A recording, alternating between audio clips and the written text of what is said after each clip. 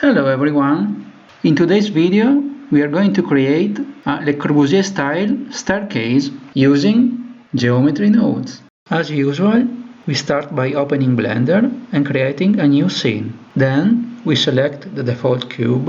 On the right panel we select the modifier tab and then we click Add Modifier and select the geometry node modifier. Now we can switch to the geometry node workspace. So on the top menu we click on geometry node. Since having some reference image to work with is always a good idea, we switch the spreadsheet editor for an image editor and then we load a reference image. Now we are ready to start, so with the mouse on the node editor we press the N key to open the right panel where, on the group tab, we can start adding new input parameters. By clicking on the plus button that we find on the right of the input parameters list, we create a new parameter. We make sure that its type is set to float.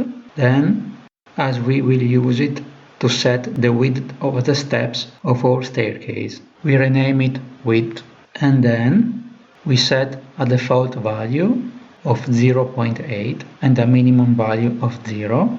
And finally, on the right panel, we set again its value to 0.8. This is needed because the default value will only be used when we will create a new instance of the modifier.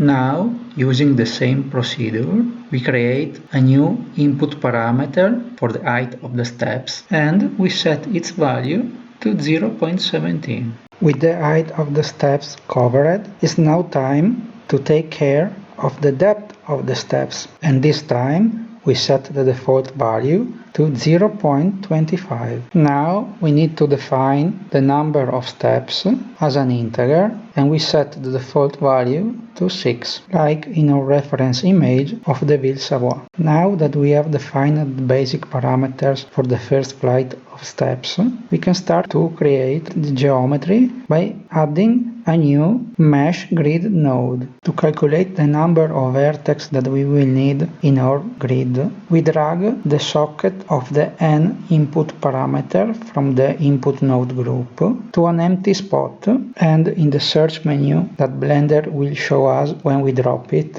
we start typing multiply and select math multiply. Then we can set 2 as the second value and connect the output result to the x vertices parameter of the grid node. For the y component, we set the number of vertices to 2 and then we add a geometry set position node in between the grid node and the output node. Since we will use the same set position node for all the flight of the steps, we add a new switch node set to operate on vertex and connect its output to the position socket of the set position node. For the moment, we set the control value of the switch node to true, and then to keep things in order, we add a new frame and drag the switch node inside it. To calculate the new position of the vertex of our grid, we add an input index node. Then we drag the true socket of the switch node onto an empty spot, and in the search menu we type combine and select combine XYZ. Now, using the drag method, we add a modulo operator to the index value, and by assigning a value of 2 to the second argument of the modulo, we can separate the odd and even value of the indexes. Now, we can simply multiply the output of the modulo operation, which is 1 or 0, by the width of the steps, in order to assign different y value to the left and the right side of our steps. Now, since each face of each step is made of 4 vertices, we divide the index by 4 and then apply a floor operation in order to obtain an integer index for each step. This way, we can simply multiply the step index by the depth of the step in order to obtain the x position of each rise of each step. If we now turn on the wireframe overlay of the 3D viewport, we should see a quadrilateral face for each step. This now starts to look like a planimetric representation of a staircase, but before adding a z-dimension, it's better to make some order and space for the new nodes. Furthermore, since we want 6 steps, and now we only have 5, we need to add 2 extra nodes in order to account for the rise of the last step. To make it so, we can simply change the multiply operation for a multiply add operation and adding 2 as a constant. To calculate the z position of each step, we start by adding 2 to the input index to account for the first 2 vertices that should remain on the ground. Then we can simply copy and paste the 3 node for the x component with Ctrl+C and Ctrl+V and connect it to the z component. This starts to look like a proper staircase. And if we change the subtract operation with an add operation, the first step will start in the proper position. Much better. Now, if we connect the height of the step to the multiply operation, the first flight of the staircase should have the correct size. Well done! Now it's time to add a central gap between the 2 flights of stairs, and so we add a new parameter. To actually create the gap, we add a new math node on the y component, then we connect the gap parameter from the input node. Since we want the gap equally distributed across the x-axis, we change the math node to a multiply add. So we can multiply by 0.5 the value of the gap before adding it to the y component. So far so good. Now, by pressing the F2 key, we can give the frame a meaningful label. Before going on with the next steps, quite literally, we need to create an expression to control the switch node. So we add a new input index node. Then, with the drag method, we evaluate it with a less than expression, and to calculate the number of vertex in the first flight of stairs, we copy the multiply add node and change its values, multiplying by 2. In this way, when we will add new vertex to the mesh grid node, the switch node will isolate only the vertex of the first n steps. Now, since we will use a copy of this frame to make the next pieces of the stairs, it's a good idea to copy the group input node inside the frame to try and keep the connections tidy. Now, we can select and copy the frame and the nodes inside it with the usual key shortcut Ctrl+C and Ctrl+V. To control the number of steps in the bent part of the stairs, we add a new input parameter of type integer and name it NB. The first change that we have to make to these nodes is to subtract from the index the number of vertex in the previous flight of steps. Then we copy the multiply add node and use it to calculate the number of vertex in the bent part of the staircase. In this way, the switch node will operate only on the vertex that we want to change, so we can daisy chain it to the previous switch node. Now, to do a quick test of the switch node, we can disconnect the vector value from the true socket and put in a test value. In this way, when we add the number of vertex needed to create the bent part of the staircase, we can see the new faces of the mesh converging to the test point. Now we can add a new math node to the z component, so we can take into account the number of steps already created in the first flight of stairs. In this way, when we correct the index to make it count from the first step of the bent part of the staircase, the new steps should start where the steps of the first flight ends. To correct the index and obtain the desired result, we add a math node after the index to subtract the number of vertex that we have already calculated with the multiply add node. It looks like we are off by one step riser. Luckily, it's easy to fix. This occurs because in a staircase, the number of riser is always 1 plus the number of threads. So we add a new math node to increase by 1 the control parameter NB before multiplying by the height of the steps. Now we should try to make some room for the new nodes that will be required to bend around the z-axis. As usual, when we need to bend something in a perfect circle, we will need to perform a transformation from Cartesian coordinates to polar coordinates. In this way, the width of the stairs that now is in the y direction will become the radius, while the depth of the steps will become the new angle that we will feed to the sinus and cosinus function. In order to calculate the angle that corresponds to each steps, we add a new math node with the function 2 radians and we set the degree angle to 180 degrees, and then we divide the result by the number of steps in the bent part of the staircase. Now we can feed the result to the multiply node to replace the depth of the steps.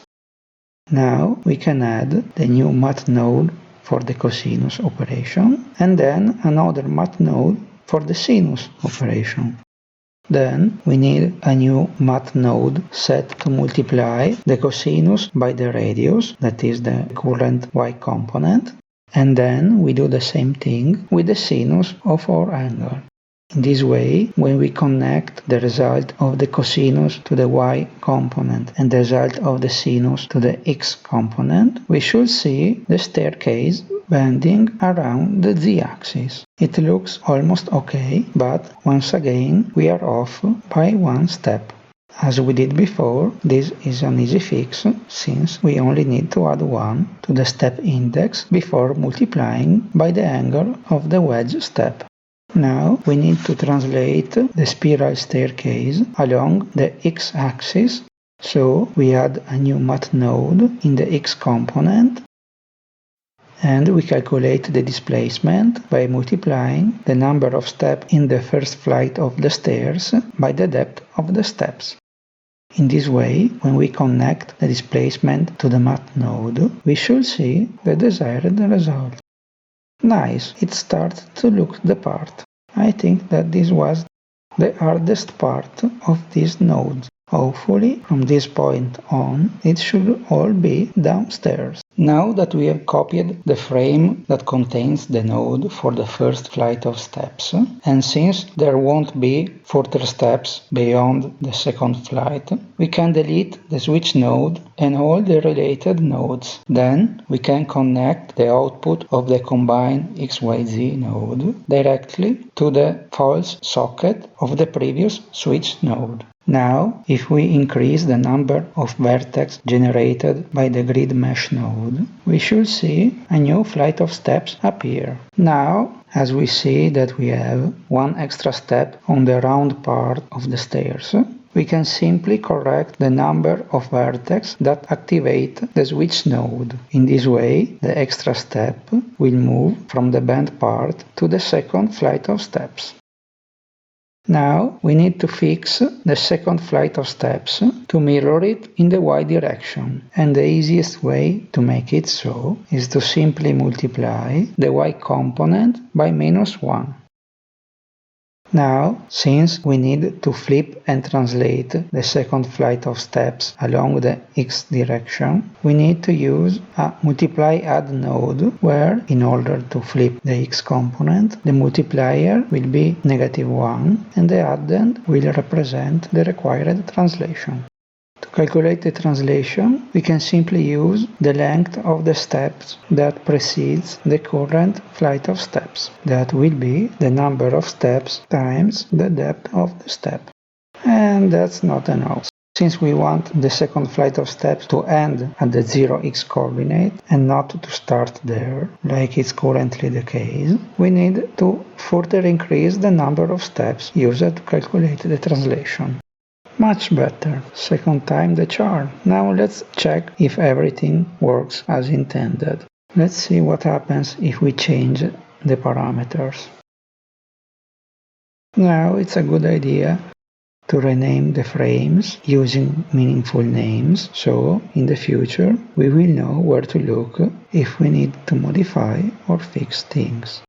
Now that we have created the surface of the steps, we need to think about the lateral walls. So we start by adding a new mesh line with a number of vertex equal the number of steps of the stairs plus 1. That's because in a polyline the number of vertex is 1 plus the number of segments.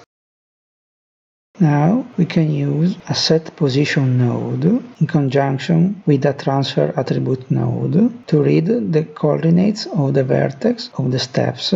In this way we can reshape the line and make it follow the curvature of our staircase. As usual, we use a frame to contain the nodes. In this way we try and make some order in our node tree. Since the polyline that we want to create has one segment for each step of the staircase, while the mesh grid that we used to create the staircase has 4 vertex for each step, we need a multiply add node to calculate the index to transfer the coordinate of the correct vertex. In this case, the multiplier is 4.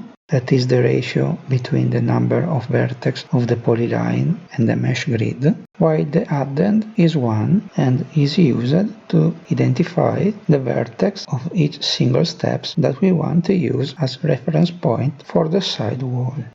Now that we have created the baseline for our wall, we can use an extrude mesh node set to operate on the edges to create the wall.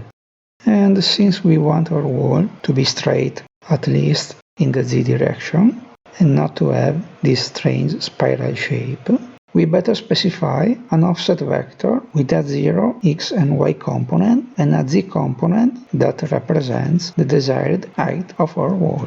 Then we can create a new input parameter to control the height of the handrail wall. And to use it, we copy the input group node inside the new frame. And then, since we made the baseline for our wall start at the bottom of the steps, we add a new mat node to add the height of the steps to the height of the wall. And if we set the new variable to a non-zero value, we should have the desired result. Now that we have created the faces for the handrail wall, we can give it a thickness by extruding with a new extrude mesh node. Now that we are starting to create closed volumes, it's a good idea to activate the overlay face orientation so we can check which way the face that we create are oriented. Now, to close the volume created by the extrusion, we need to add a new geometry join node so we can add back the original faces that we extruded. As we can see by the red color of the faces, we need to add a flip faces node in order to have a properly defined closed volume. As we did before, now it's time to add a new input parameter to control the thickness of the walls. And as we are at it, we rename the last input parameter to make clear that it only controls the height of the wall, because as we can see in the reference image, we will have to add an actual handrail on top of the side wall. Since the next step will be to create the concrete slab that supports the staircase, let's create an input parameter to control its thickness. Now that we have to account for the thickness of the slab, the first step will be simply to move down the z-axis the side walls by using a geometry transform node, and since we need to move down in the negative z direction, we add a mat node to multiply by -1 the slab thickness value before feeding in it to the combined xyz node. Now that we have moved down the wall, we need to increase its height, and we do it with a new mat node. Well, since this piece of the model is done, we can move on, but before doing that, as always, we rename the frame with the F2 key, so in the future we will be able to identify quickly which part is what. Now we can use the baseline of the wall to create the slab by extruding a line along its path using the curve to mesh node. And in order to do that, we first need to convert our mesh line into a curve line that we can use as extrusion path in the curve to mesh node. Well, that's not exactly what I had in mind. Since extruding along a complex curve is not trivial, we better try a different method of creating the new slab. I think that the best approach would be to create a second reference line on the inner side of the staircase, so we can copy the wall frame of the external wall and modify it as we see fit. Since we are only interested in the baseline, we can start by deleting the nodes that extrude the mesh and all the related parts. Then we should obtain the desired result by simply reconnecting the source object and changing the index in order to extract the vertex position of the right side of the staircase. It looks like we are missing a lot of points. That's because we forgot to properly reconnect all the inputs. This time it should be an easy fix. Let's reconnect the vertex count socket of the mesh line node and see if that does the trick. Alright, much better. Let's try to keep at minimum the number of cross connections by copying the nodes that calculate the number of vertex needed for the base mesh line. Connect this to that and see if it works. Nice!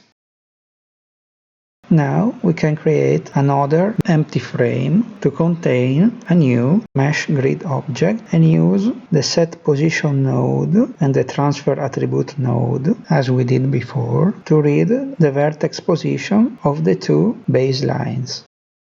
This time we will connect the position input socket of the set position node to a switch node set to operate on odd and even index numbers using the output of the modulo function. In this way we will be able to alternate the reading between the two baselines, and in doing so one baseline will control the left side of the grid mesh object while the other will control the right side.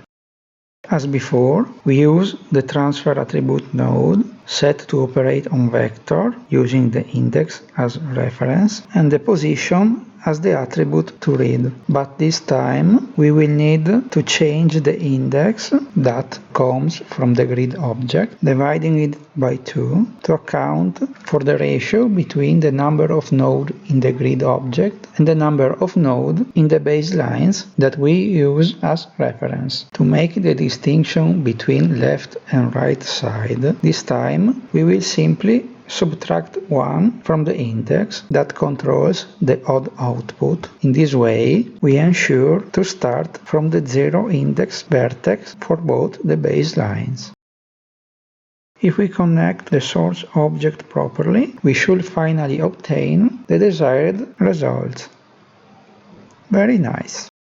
Wait, there is something wrong here. It's like that we have too many vertex in our grid object.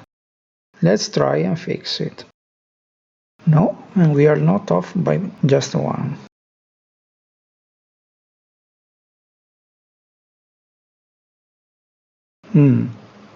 Here is the problem. Maybe if we reconnect it properly. Alright, much better. Now we can remove the inner line from the visualization and start thinking about the inner wall. As usual, before start adding new pieces to our node tree, it's a good idea to rename the one that we already have with meaningful names.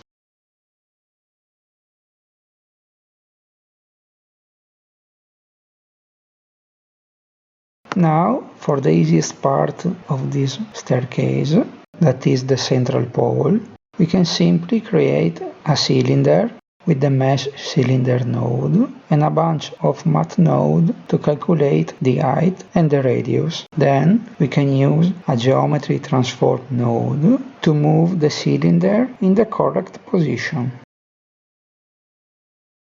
As usual, we start creating a new frame and copying inside it the group input node. Now, to create the wall, we can simply use a mesh cube. As we did before, we use a combined XYZ node and a bunch of math nodes to create a flat wall without the slope, and then deform it using the geometry set position node. Even if this isn't as straightforward as the creation of the central pole, it's much easier than the creation of the external walls. This time we only need a switch node that we can use to give a different offset to the vertex with a positive x position.